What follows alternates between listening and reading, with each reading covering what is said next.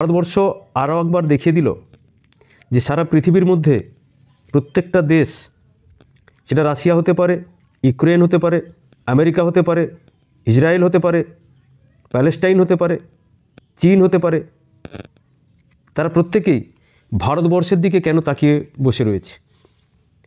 আমরা আমাদের আঞ্চলিক রাজনীতিতে এবং দেশীয় রাজনীতিতে মোদিকে আমরা অনেক ছোট বড় কথা বলে থাকি, কিন্তু আজকে এমন একটি দিন যে আমাদের প্রত্যেকটি ভারতবাসী হিসেবে গর্ব করা উচিত।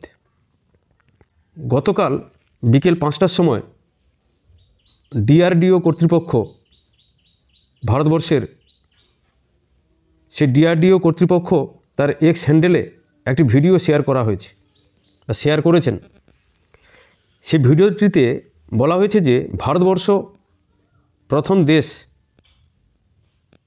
যে এমন একটি আকাশ টু আকাশ ডিফেন্স সিস্টেম, যে ডিফেন্স সিস্টেমে 25 কিলোমিটারের রেঞ্জে একসাথে 4টি মিসাইলকে ধ্বংস করে দেওয়ার মতো তার ক্ষমতা তার অর্জন করেছে।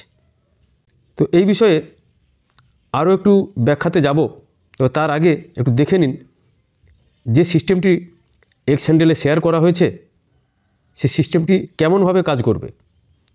প্রত্যেকটি ভারতবাসী হিসেবে আমার আপনার আজকে গর্বের দিন।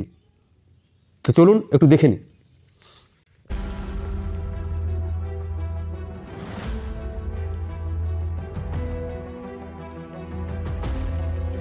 এখানে দেখুন, এই যে রেড কালারের যে 4টি মিসাইল সেটাকে অ্যাটাক করে দিল গ্রিন কালারের 4টি এয়ার ডিফেন্স সিস্টেম।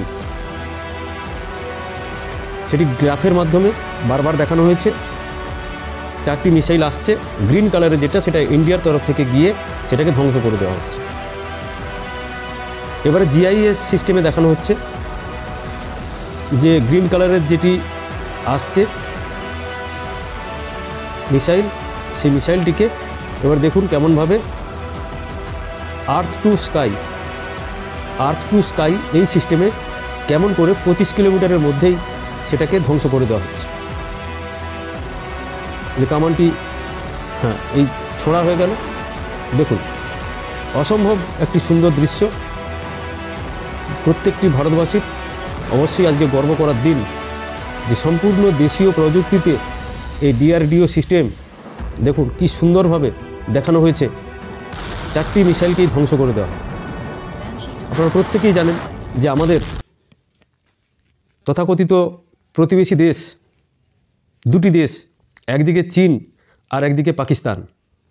আর এখন তো আপনারা বুঝতেই পারছেন যে বাংলাদেশও মাঝে মধ্যে চিৎকার চেঁচামেচি শুরু করে ভারতবর্ষের সাফল্য দেখলে, অথচ তাদের স্বাস্থ্য থেকে শুরু করে তাদের ব্যবসা থেকে শুরু করে যে দেশটার জন্মই দিয়েছে ভারতবর্ষ। গতকাল বিজয় দিবস গেল, যে বিজয় দিবসে ভারতবর্ষ সাহায্য না করলে এই বাংলাদেশ দেশটাই তৈরি হতো না। সেই দেশের মানুষরাও বিশ্বকাপে ভারতবর্ষ হেরে গেলে তারা মিছিল বের করে, মানে এত সুন্দর একটা পরিস্থিতি। তো যাই হোক, সেই ব্যাখ্যাতে যাব না। আপনারা এখন দেখলেন এই মাত্র যে ভারতবর্ষের এয়ার ডিফেন্স সিস্টেম কীভাবে ধীরে ধীরে উন্নতির পথে চলেছে। এটা নিয়ে হয়তো পাকিস্তান তাদের যে সমস্ত খবরের কাগজ রয়েছে, যে সমস্ত মিডিয়া রয়েছে, সেখানে অনেক ঢাকঢোল পেটাবে যে মাত্র 25 কিলোমিটার রেঞ্জ কেন। কারণ অনেক দেশ রয়েছে যাদের রেঞ্জটা আরও একটু বেশি, 50 কিলোমিটার বা 100 কিলোমিটার বা 400 কিলোমিটার।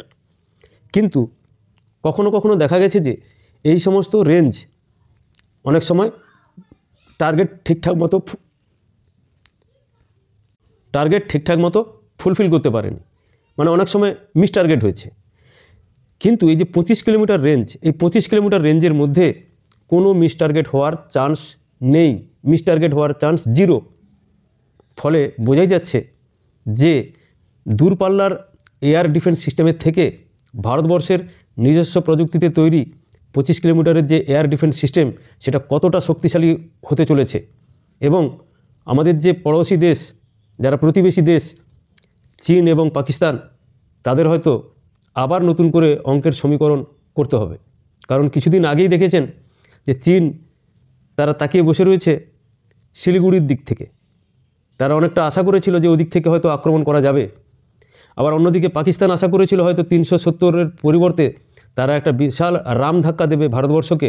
কিন্তু এখন যে সিস্টেমটি ভারতবর্ষ আবিষ্কার করে ফেলেছে তাদের রাতের ঘুম উড়িয়ে দেওয়ার পক্ষে যথেষ্ট। এই নিয়ে আরও বিস্তারিত খবরে আসবো। লাইক এবং শেয়ার করবেন। ভালো থাকবেন। নমস্কার।